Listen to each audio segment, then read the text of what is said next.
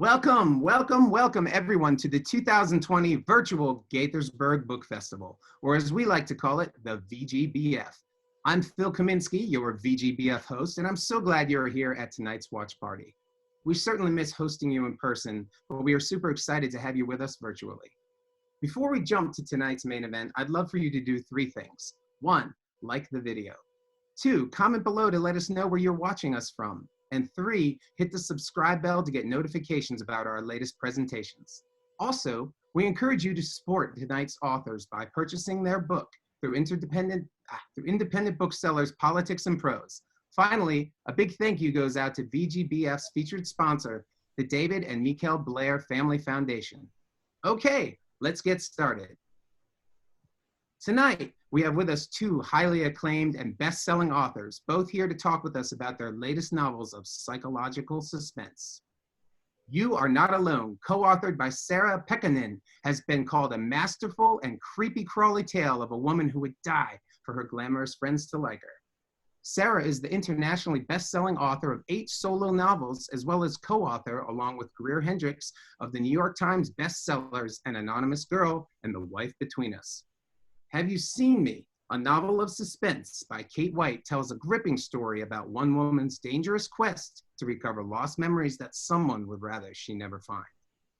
Former editor-in-chief of Cosmopolitan, Kate is the New York Times best-selling author of 6 standalone psychological thrillers and 8 Bailey Wiggins mysteries, including Such a Perfect Wife, which was just nominated for an International Thriller Writers Book Award.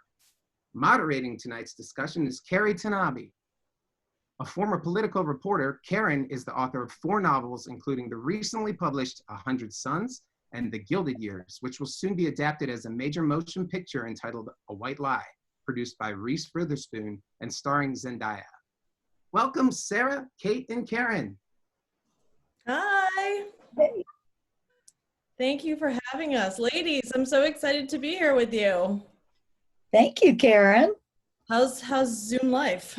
A little adjusting too. I know you always look like this at home, right? During wearing all this. You just can't see the sweatpants on the bottom. I mean, me too. Let's be real. All that matters is what's going on right here. So, I'm looking at your gorgeous books and I see them and I think as an author myself, I just see like the pain and suffering that went into writing them because they're all like, they look so beautiful when they come out and we can talk about them so happily, but I know how difficult it is to make them and make them great, as you both do so often year after year. So I'd love to talk about how you first get your idea. Like, are you I have a little spark, I'm gonna now sit down and write 1,000 words a day, make it rain? Or are you like, I have a little spark, I have to do an intense outline before I even dare put, pen to paper? Let's, who wants to start? Who wants to reveal all their secrets first? Well, I'm happy to confess first that You Are Not Alone. I'm so glad you talked about that, about kind of the sausage making behind the scenes. It all looks great when we're out on book tour, we're promoting our book at events. But, sometimes getting there is a lot tougher. And Greer and I actually threw away 200 pages of You Are Not Alone. Stop.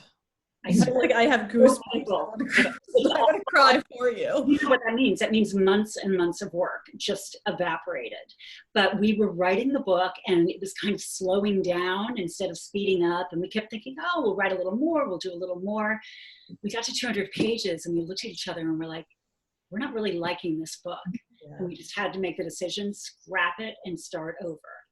That was really tough. We kept very little from the original version and what you see now. But in terms of getting the idea, I think, that kind of ties into getting an idea that you're not just excited about, but that you're going to be excited about to live with for a year and for 400 pages. Sometimes you think you have that idea, but maybe it's really only a short story idea. So it's got to have the legs to go with you the distance.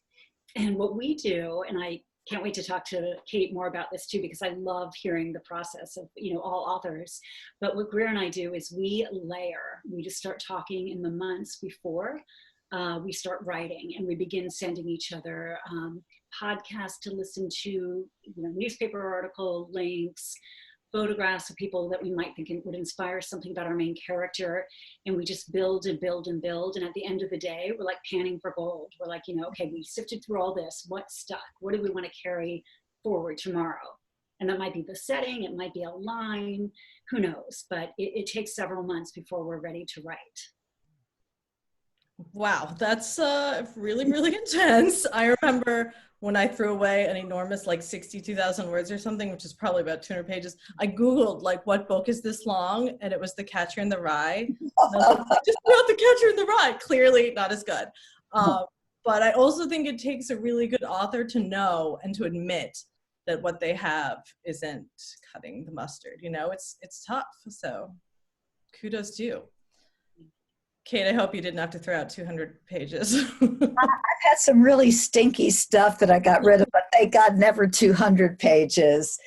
Look, we share some similarities in that we have come from the nonfiction world, and I had to teach myself to show more than telling when I first started out. So I think I threw out more pages when I first started.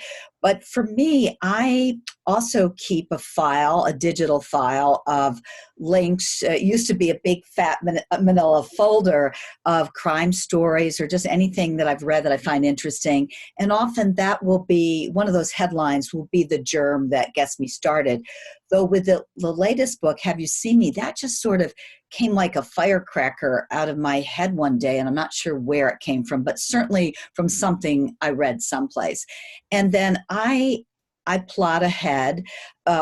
We've all heard of people who go by the seat of their pants, and they're called pantsers. And I just never wanted to be called a pantser. It just sounds kind of offensive to me. Fair. So I always know who the killer is. I know why they did the killing.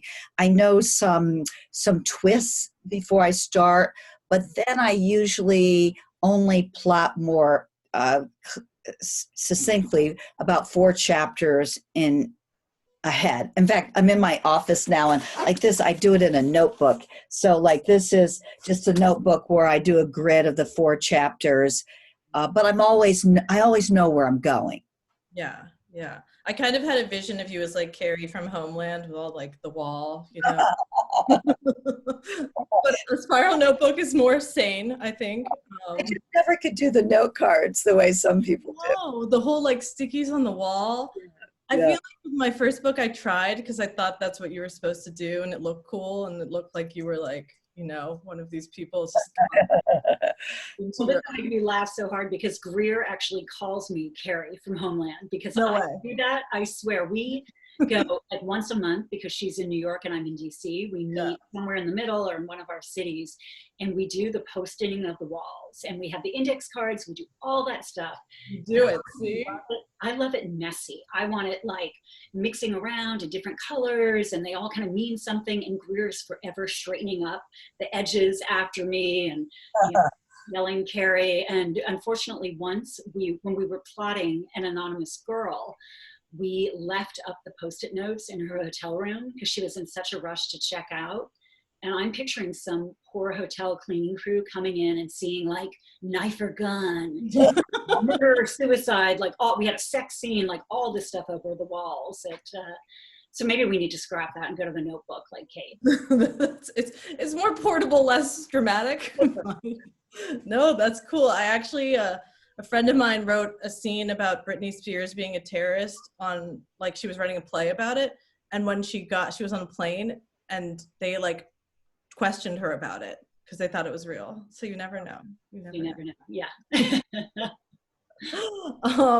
Well, Kate, especially you, since you kind of know how it ends, do you ever like change the killer midway? Are you ever like, no, this person's so good, I love them, I don't want them to be a murderer? No, I never change. Sometimes somebody else will die who I wasn't expecting. I'll be like, oh, gee, I didn't want him to die, but okay, my brain just told me. And that's part of the magic of writing, that even if you know the end, things come to you along the way. I once had an editor say she wanted it to be a different killer. This was just this editor I had for one book. And I was like, wait, you're kidding me, right? No way. I know who it is and I stick to that. Okay. You too, Sarah? No, we change. In fact, the book we're writing now, we have changed the villain like 3 times. We're on page 50. But I mean, something Kate said like struck so true for me, which is that sometimes you go in directions you didn't plan. And even if you have things plotted out fairly well, you surprise yourself. It's like the writing kind of knows more than you do, and it takes over at times. And those are actually my favorite times of the writing process, when we go somewhere and we're like, whoa, that was good. You know, that kind of came out of nowhere, but I'm sure it's really our subconscious has been working on it, you know, for weeks and weeks. It's so interesting you say that, how you put that, Sarah, the writing knows more than you do, because that for me is the true rush of it all, where all of a sudden something happens as you're working that you weren't counting on, and it feels so incredibly intoxicating. I think it's called a state of flow. When you're in that flow and you lose time and you kind of forget where you are, and you wake up and you're like, you're in a little bit in a dream. So I wish we could have that every day. But I feel like writing's like, you know, running or exercise. You know, you might do it 5 times and be miserable, and 2 times get a leg cramp, and 1 time don't get out of bed. But then you have like the one perfect day, and it kind of makes it all worth it. Yeah, I think it's flow, but it's also when your brain tells you something that you didn't tell your brain tells you. And that's just outrageously cool to me. Yeah. Like when your brain tells you to kill a character. Yeah. Well, I think it's super interesting that all 3 of us were journalists first, and then went into fiction. Do you remember the moment, or maybe it was always, that you decided, hey, facts are just so boring. What I think I need to do is make stuff up? And then how did you listen to that voice and start your book writing careers? Well, for me, I always wanted to write when I grew up, but I didn't realize you sort of had to pick a lane that I wrote a play that was put on in my high school when I was 14. I put out a little magazine. And so I just thought, I'll go to New York one day and I'll do all this kinds of writing. And then I've realized in college, you have to kind of nail it down. And I won this Glamour magazine college contest when I was in college, in a galaxy far, far away, that kind of picked the lane for me. But I always wanted to write mysteries. So right before I got the Cosmo job, I wrote 4 chapters of my first mystery. I was the editor of Red Book. And then my boss called me in one day on a Sunday, and she said, "You're the new editor of Cosmo." And I had to put those 4 chapters away, because Cosmo is the #1, well, at least when I was there, the #1 women's magazine in the world, and it's so demanding. And I ended up about 4 months later, I was just going through some of the chapters just to kind of, remind myself of it. And the nanny who had died on a copy of Cosmo. So I thought, that's a sign. So I wrote that's telling me to do it. And I wrote the first 8 books while I was at Cosmo, just getting up early in the morning and doing it. Wow. How early, out of curiosity? Yeah, I want Kate's energy. 8 books, you're editing the #1 magazine. I mean, it was burning the candle at both ends. But I think for a lot of aspiring authors, for any who are watching, you usually have to do your first books when you have a day job. I would get up at 5:45, take the kids to school, eat my staff in and write for an hour. And then on weekends, I would get up really early before the kids got up and write for a couple of hours. Yeah. I bow down. And also I Googled that cover, and you were a total babe, and it was very cool to see. My brother's always called it trick photography. I don't think so. Not like you have these days. Trust me. I don't think you had like Facetune and filters. And Sarah, how about you? How did you? Yeah, I mean, like Kate, I always wanted to write. I mean, I knew from the time I was very young, and I did try to write books when I was young. Then I went into journalism, and I started, oddly enough, in political reporting and doing investigations, which I'm incredibly ill-suited for. I would kind of wander around Capitol Hill and just didn't feel really at home with that culture. It wasn't really the perfect spot for me temperamentally, but I would try to dig into bigger and longer pieces. I did a year-long investigation into some shady dealings of a congresswoman. I found a congressman whose young daughter was battling cancer, and I did a story on him for the Washingtonian on the public and private faces of how do you be this kind of public person while you're dealing with such an intensely private crisis. But then I kind of found my way. I kind of kept taking sideways steps more toward the world of fiction. I moved to more mainstream journalism, eventually ending up at the Baltimore Sun, where I sat next to Laura Lippman, who would kind of stroll in at 9 a.m. and she had crewed 10 miles and written 2 chapters in her brilliant novel and was ready. She's like Kate. She's a Kate, and ready to take on the world. And so I began to write very lengthy narrative nonfiction pieces for the Baltimore Sun. And that's like storytelling. It's not typical newspaper writing. It's got a beginning, middle, and end. And, I would often get to spend, weeks on those. And so that kind of led me to the door of writing fiction. And then I had 2 babies within 2 years. And I left the Sun and I began writing fiction full time. Well, full time, meaning from 5 to 6 a.m., 10 to, 11 p.m. 2 years does not a great schedule make, but not mine. I didn't like to sleep. No. Is there anything about your former, I'm sure there are many things, but what about your former careers do you miss, besides maybe having to wear nice pants? Being forced to wear something other than pajamas. What do you really miss about your former selves, if anything? Well, Cosmo had a lot of perks with it. Yeah, they had nice pants at Cosmo. Yeah.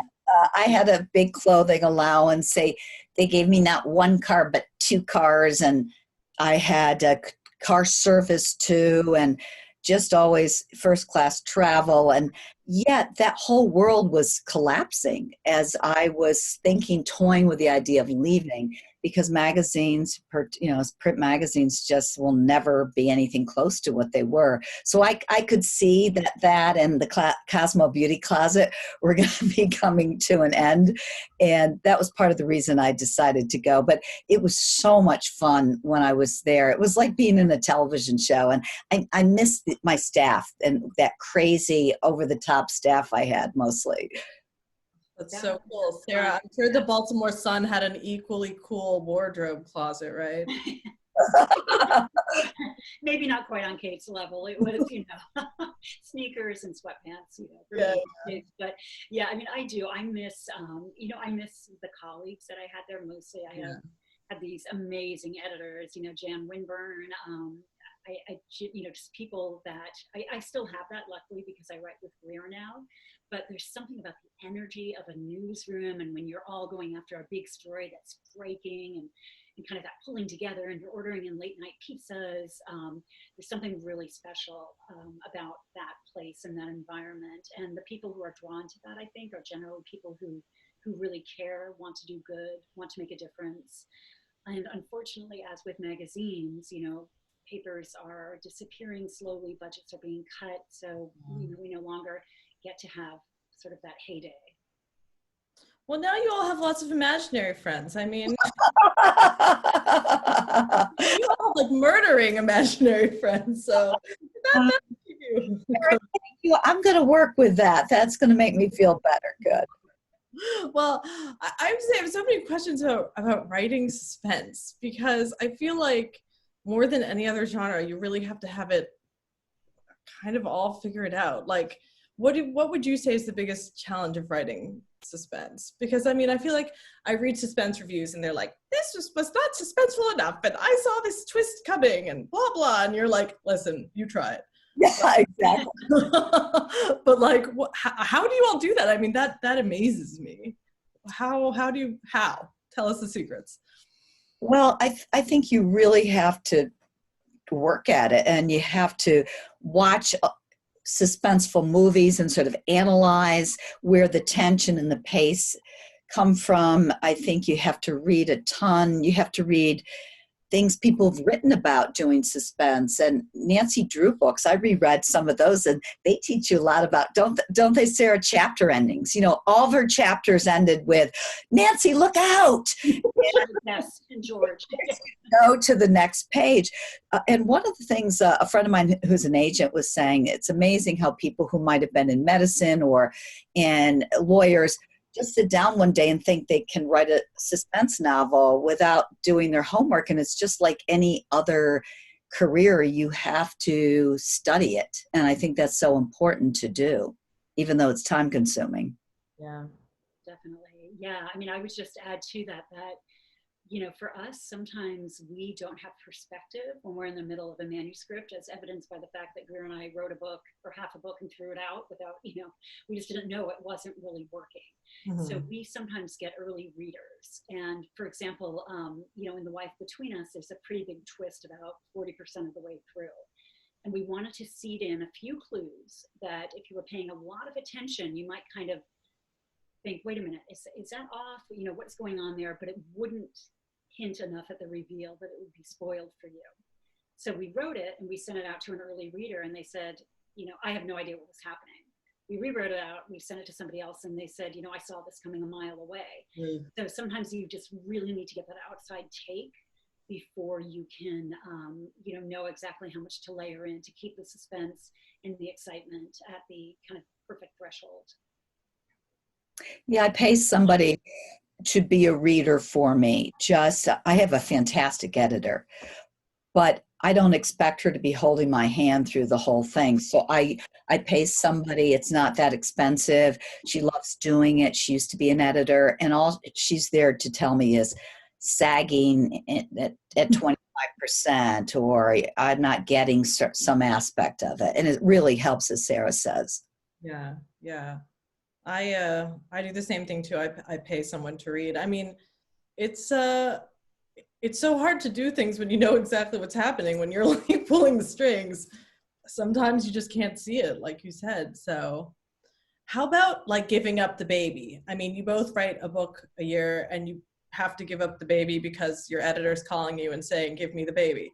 But like, if you could pull a Donna Tartt and work on something for 10 years, would you? Or are you like, man, get this away from me. I never want to see this again.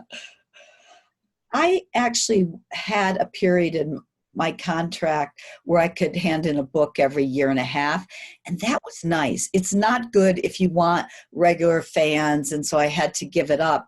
But it was good because it gave me, I don't know how you guys feel, but it's so nice. But I'd be curious to know, it's so nice to have a few months not to write, but just to really think, and then to have the whole year to write. When you've got to be like what I'm doing right now, I just handed in a book. I have a book out that I'm supposed to be promoting, and I've got to get the idea going for the next book, and that's hard. I mean, how long would you want, Sarah? I mean, I think I would definitely not want that length of time. I feel like for maybe somebody who's really a wordsmith or a poet, you're going to agonize over, you know, every inch of dialogue.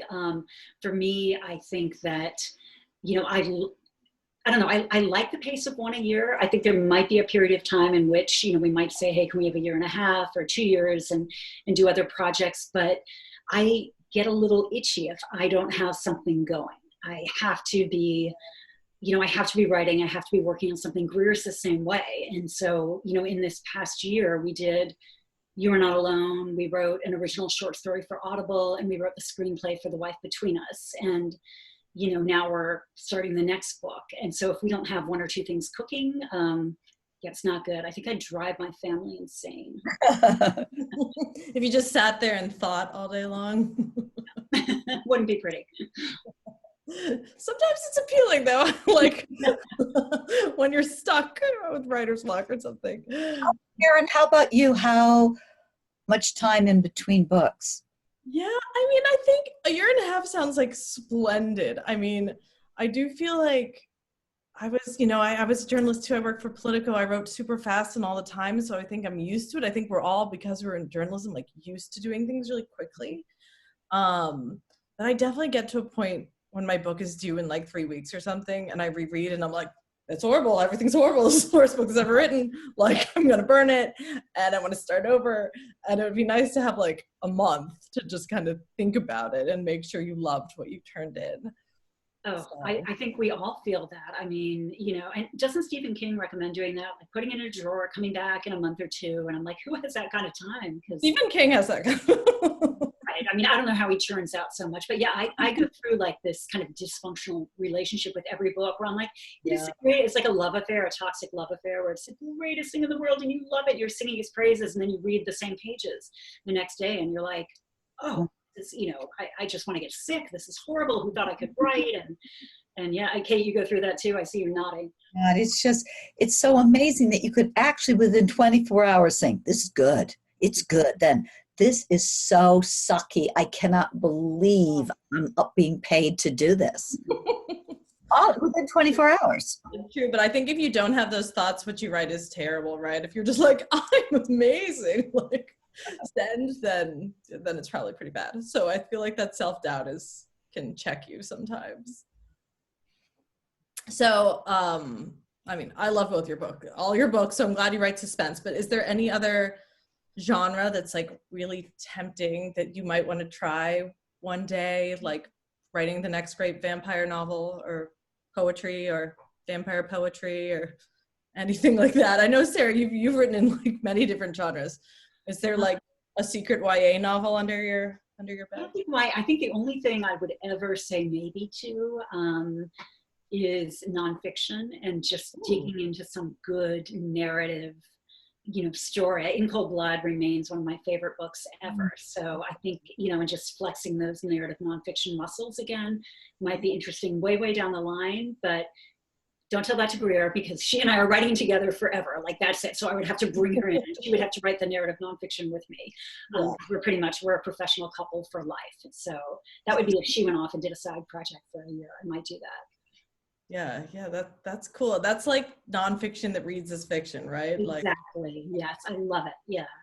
Nice. How about you, Kate? Well, I've actually written a few career books. I wrote a book back before you ladies were born, I think. Back in the 90s called Why Good Girls Don't Get Ahead.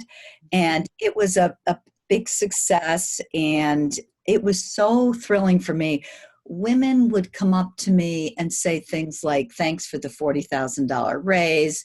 It was before a time where women knew for sure you have to speak up. You can't wait for the perfect moment, those things. And I really loved doing that book. And I did a couple of other career books that did well.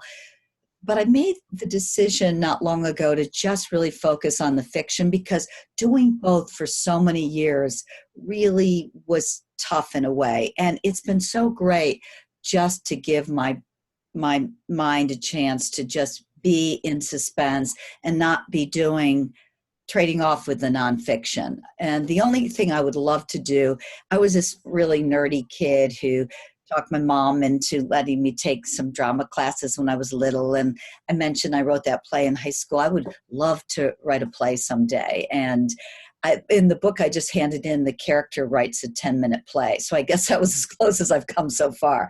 But that's something that intrigues me. I want to see a play about you when you're at Cosmo. Just hearing you talk about it for a few minutes, I was like, give me more. I need more of this. It's so delicious. Just this week, I talked to 3 different people I worked with at Cosmo. My managing editor, my brand director is a guy who's my work husband, and my fabulous entertainment editor. And I was saying to my husband, they all ended the phone calls with "love you." And I thought, it's just so great. It was such an intense place that you just loved your coworkers. They were kind of crazy like you. And it was, as I said, it was really fun. And I miss that. And it would have been a good TV show, though crazy. Yeah.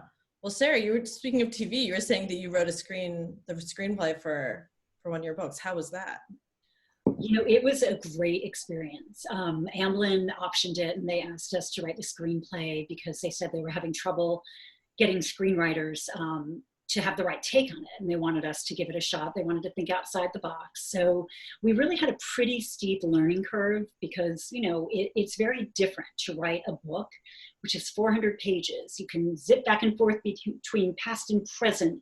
You can get into the character's head and say what they're thinking. And then a screenplay is 120 pages because the rule is 1 page equals 1 minute on screen. And you don't have a lot of space. You know, a lot of it is kind of white space around the margins. And you've got dialogue and visual elements, and that's it. So you're already, you know, kind of operating sort of into different parameters. We loved it. We wrote the whole thing, and every cliche we had heard about Hollywood was simply untrue. We found Hollywood people to be tougher on the material than top New York book editors in some cases, and Greer was one. So she's like, oh my gosh, you know, I wouldn't have been this tough on it. And smart and committed and caring. And particularly at Amblin, we worked with a woman who really seems to want to help other women. She wanted to give us time, give us space, give us whatever materials. We would call her and ask for screenplays. She would shoot them over. She'd be on the phone at a moment's notice to talk about the material. So for us, it was a dream experience writing that. And how much of the dialogue, I love that book so much, how much of the dialogue from the book did you keep in the way you wrote it in the book, did you keep as dialogue in the movie? Yeah, I mean, well, we had to cut so much. There were definitely some key lines that we both loved, and we're like, we got to save this. So, you know, maybe, I don't know, maybe 20 lines from the book were kind of verbatim, but so much of the, you know, I realized, like, a lot of times people will say, oh, don't ruin the book by doing the movie. But what they don't realize is that what works for a book may not work for a movie. So you often have to make changes simply because of, you know, things that you don't expect, that you don't kind of see behind the scenes. But we did save like our favorite bits, and we saved the spirit of the book, but we're hoping people will enjoy the movie as kind of a separate beast. Yeah. Yeah, cool. Yeah, and then if you're gonna like, I remember watching like a BBC thing of Brideshead Revisited, and it was just the book verbatim, and it was like 10 hours long. And I was like, should I just read along? Like, is this, and it's almost like you have to make changes. It just doesn't really work, but that's so cool that you're able to do that. Kate, is that something that you've done or that interests you, or? Well, when the Bailey Wagons series first came out, it was optioned by Mark Platt, who did La La Land. I didn't realize it was going to become that big, and Lionsgate and ABC. And then eventually it kept getting re-optioned, but they decided they wanted to do a soccer mom kind of detective, and it fell by the wayside. But in a way, I was relieved because, you know, Bailey Wagons is a magazine true crime writer. But suddenly she becomes a television journalist in the script. And they had the showrunner from Ally McBeal write the initial pilot, which I thought was great. But it bore no resemblance at all to anything about the spirit of the character. And in that case, I just remember thinking, wow, I'm glad this didn't go anywhere, because it would have been such a disappointing experience, I think, for me. Yeah, I get that. That's I mean, as we all know, I always want people to be like, the book's so much better than the movie, but like, unless the authors write the screenplay, then it's totally different. You wrote the screenplay, Karen, for your Reese Witherspoon project, right, Karen? I knew I didn't. It was, they told me from the get-go, they said, we're buying this for a certain writer. Who we have on our team, who we were looking for a project for, and this is your book. So I knew I had no hand in it, and I kind of felt relief like the first time, because yeah, I have no idea what I'm doing, but like it's definitely something that interests me down the road. And I think because you see what happened to you, Kate, happen so often, like people taking books and changing them so much, you do think like, wow, it'd be nice to keep my hands on my baby. How has your experience been with Hollywood, Karen? I mean, you know, Reese Witherspoon's kind of amazing. So pretty good. I can't complain. She sent me sunglasses for Christmas. No, she was really cool. I got to meet her, and she talked about me the entire time in my book the entire time, and I was like, can we talk about you because you're far than me? But no, she was really lovely. But you know, I spoke to a film agent the other day, and she was like, it's all about book to movie, book to TV now. It used to be about like creating your own separate thing, but now people really want like original stuff that's already out there. So it's kind of motivation, right? To keep writing and writing and writing. Well, I won't keep you ladies forever, though I wish I could, but I put together a little lightning round Q&A for you both that I would love to get started on. If you're up for it. All right, let's do it.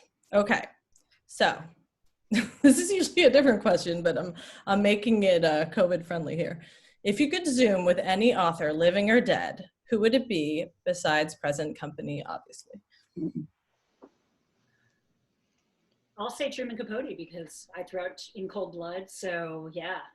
I mean, that would be really fun. It was a lot of fun. So that would be an entertaining conversation. Yeah. Yeah. I'd probably have to say Will Shakespeare, though he'd probably be with me. But I just read Will in the World. Shakespeare became Shakespeare, and there's so little we know about him, and it tortures me. I just want to know everything. Yeah. I feel like Shakespeare Zooming would be fascinating. I could not keep up, but I would just ask a lot of questions. Yeah, ask a lot of questions. I love it. That's a book waiting to happen. Okay. I touched on this briefly, but which character that you've written have you been the most afraid of? Like, I can't believe this person came out of my brain. Dr. Lydia Shields in An Anonymous Girl was so creepy. Greer and I would just creep each other out, and we'd be like, who are you? What are we doing? And then we'd egg each other on, and the next one would layer on. But she was just such an ice queen villain, like twisted. Lydia Shields. Like, make her, did she start out that bad, or were you like, let's make her worse and worse and worse? Yeah, worse and worse as we went along, for sure. Yeah, we definitely egg each other on. So yeah, it becomes kind of a little friendly, friendly thing where we're just kind of twisting a little more and more and making things darker and giggling hysterically as we do it. She was so nasty, that woman. I would tell you, but I'd have to kill you because I would be giving away the killers. And you don't find out to the end. All right, well, okay, well, let's change it then. So what's the like process of making your characters like really bad? Like, are you like, oh, I know this girl who's horrible. let me use some of her traits in this character. Or are you just like digging into a dark place in your mind? Like, how are they born? Into a dark place. But I've heard Sarah say this about doing research, psychological research and talking to therapists and trying to get an understanding of why someone may be so narcissistic or such a sociopath that they would commit certain crimes. And I've read a lot of books on that too. And that's the kind of really fabulous nonfiction reading I love to do, where you're really getting into the mind of not only someone who's a sociopath, but wears what they call the mask of sanity. So that we don't necessarily know, like Dr. Lydia, that they are sociopaths and capable of very bad things. Yeah, that's crazy. Well, on that note, writing while drinking, always, often, sometimes, never. So Greer and I have a rule when we meet for our getaways in hotels that at 5:00, we have a glass of wine and we continue to write through the night. She tells me that I'm a better writer with one glass of wine, but after two, I start to go downhill. So I'll say sometimes. Okay. We'll sometimes do a power hour at like 5:00 happy hour, and we'll have a glass of wine and just try to pound out a few pages. Yeah, civilized. How about you, Kate? Well, for me, wine has to be the reward, because I don't write well with a glass of wine. Like sometimes I like to go out and have a glass of wine when I'm thinking of an idea, just a really leisurely, maybe al fresco at a restaurant outside with my notebook and just doodling. But I can't really, the thoughts don't come together as well if I'm as if I'm stone sober. So it's a whole different conversation. Yeah. So the wine is the reward at the end of the day with a nice dinner. I love it. I love it. All right. Writing during quarantine is fill in the blank. Challenging. Challenging. Yeah. Challenging. I mean, I've got kids all over the house. I'm hiding out now because one's taking a final exam in the other room, and it's chaos. And but it's also, Greer and I are used to having 9 to 4 every day to write. So now we're like managing little chunks here and there. So it's challenging, but maybe it's also a bit of a sanity saver because we have our jobs. All 3 of us are very lucky to still be able to perform our jobs, and we can do them. We just need our minds and a computer, and that's it. So, yeah, so both. Yeah, for me, because my kids are grown, they are not in the house, so it feels just the same as it normally does, other than just the huge heartache you feel that is so weighing down when you think of the suffering of so many people, everyone from all these kids graduating from school who won't be able to get jobs to people who've died.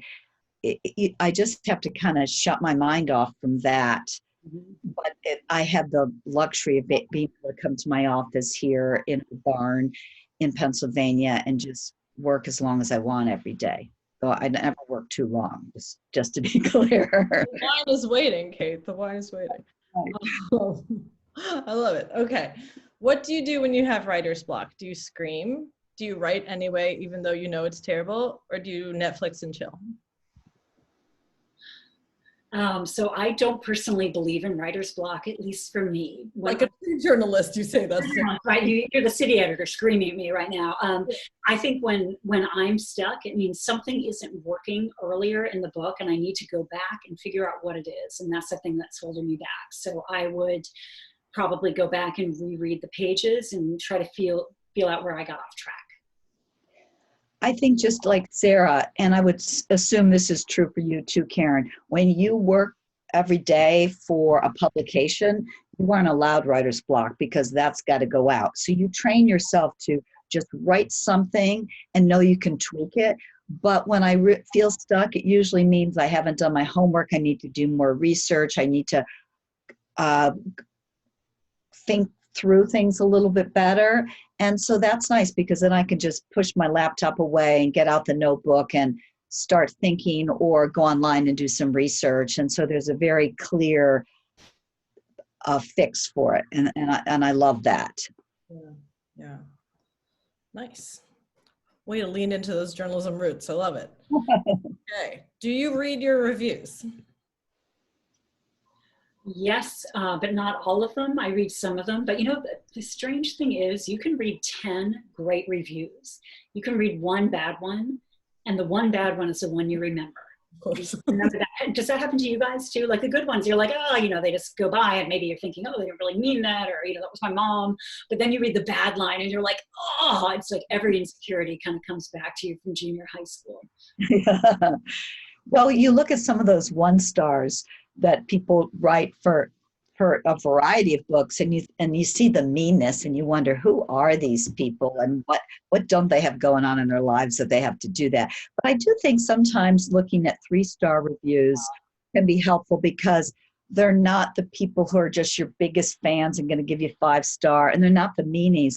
They're someone you disappointed in some way, and once in a while you see a common denominator that you can learn from. So I don't go crazy with it, but I do try to look to see if there's any patterns that there may be something I wasn't clear about or something that didn't make sense. And I do find that helpful. One of the things at Cosmo was just study your failures. And part of why we were #1 is that I researched the failures and tried to understand them. And I've tried to take that lesson with me into this too, even though it stings sometimes. And then you might need 2 glasses of wine that evening.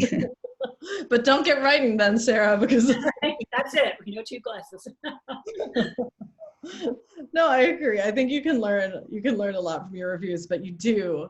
I remember once I got a 1-star review and all the person wrote was boring, and I was like, many things, but boring is not one of them. And like that review is just in my brain. Boring, 1 star, boring. Like, you know, it is crazy how you fixate. But no, we can learn. Okay, Kate, I don't know if everybody knows this about you, but you edit the Mystery Writers of America cookbook, which I love. Can you tell us one of your favorite recipes and how you got this fabulous gig? Well, actually, it was from a wonderful author named Frankie Bailey who had read my mysteries and noticed that there was a lot of food in them. And she was on the publishing committee for Mystery Writers of America. And so she knew I was an editor. I guess she looked at my bio. She said, you ought to ask Kate White. She writes a lot about food. And I hadn't realized until they said that I often did weave food in. Really? You didn't notice? I don't think I realized how much I did it. I love to eat. So it was a fun project, a lot like herding cats. And I would have to do things like get James Patterson to do a recipe by telling him other people were participating. And Lee Child, he didn't want to do one, but I said, look, Jack Reacher, he's always drinking his coffee. Just give me a recipe for good coffee. But I got some great people, and it turned out to be a really fun cookbook. And I have made a few things from it for sure, but don't ask me what they are. They kind of blurring together at this moment. Fair enough. I made Lisa Scavellini's tomato sauce recipe. I remember that. That was fun. Okay. So it's like blood or something. Like, I mean, are there like themes of murdery themes in this cookbook, or is it just like they have I did a lot of sidebars, including one on foods that can poison you, and I actually ended up using that in someone in the book that I just handed in. So it turned out to be useful in the long run. You can kill somebody really with what's in your garden. Absolutely. You heard it here first, people. That's about all we can do is go to our gardens right now. So really be caught, because they don't test for stuff like that in tox screens. So I'm watching myself. A true suspense writer to give that advice. All right, I have 2 last questions. One of them being an advice question. What would you tell aspiring writers besides choose another career? I would say write every day. Bring notebooks with you wherever you go. I have them in my purse, in my car, in my nightstand. Try to write a page or so every day. There's never going to be a perfect time to write. You're never going to have that beautiful, beachfront cabana with the billowing white curtains and the perfect inspiration every morning. You just got to get the words down on the page, and you've got to keep moving forward and writing every day. I absolutely agree. I heard John Grisham say that in an interview lately. And the mistake I see aspiring authors make is saying they're going to take a holiday and they're going to write every day on the holiday. You have to write every single day, because you're not going to turn out enough pages, and you're not going to get your mind into believing this is what you do. And I also would just say that I didn't succeed at writing for a number of years because I hadn't figured out that I really need to write in the morning. I was trying to do it at night after the kids went to bed. So I think it's really important to figure out when you are in the zone, when you do have flow, because it can really be different for different people. Some are great at night, some are great in the morning. I don't know anybody who's really great in the afternoon necessarily. But figure that out. Yeah, I read when I have like extreme procrastination, I read this article about Kazuo Ishiguro writing the remains of the day in 3 weeks. I know. And I'm always like, I can do it. It doesn't matter. I can do it. I'll get that flow. And for 3 weeks, like I'll make it. It'll be fun. Get some of that richer coffee from the cookbook and you'll be good. Yeah, exactly. But no, I think you have to just do it again and again and again and again. And then you can make mistakes, and then you can make it better, and you just keep going, right? All right. Well, my very last question is, if you were to use a pen name, what would it be? Can I say J.K. Rowling? If you book sales? a name that would not get you sued, what would it be? Oh my gosh. J.K. Rowling? Maybe people would just make a mistake. Would she have a problem with that? I mean, let's call her. I don't know. Kate, do you have a good one? I just know my porn name is Chiwi Champlain. Does that work for an author? I don't think so, probably. But conversation now. This is going place. I love that actually, and I also put both. My first street, Chiwi Champlain. What was the first part? My first dog's name and the street I lived on first. Okay, Sarah, did you have a dog in the street? Yeah, Delilah Newport. I like it. Cosmo influence coming in here. I like it with the porn name. Oh my gosh. I put both of your names in like a pen name generator because that's the kind of time I have on my hands. And Kate, you were Claudel Bedford. Oh, I love that. Claudel Bedford. And Sarah, you were Geneva Toussaint. Oh. French. I like Geneva Toussaint. Well, I mean, I know the viewers want me to keep going, but I know you have. What was your pen name? I didn't do mine because, Come on.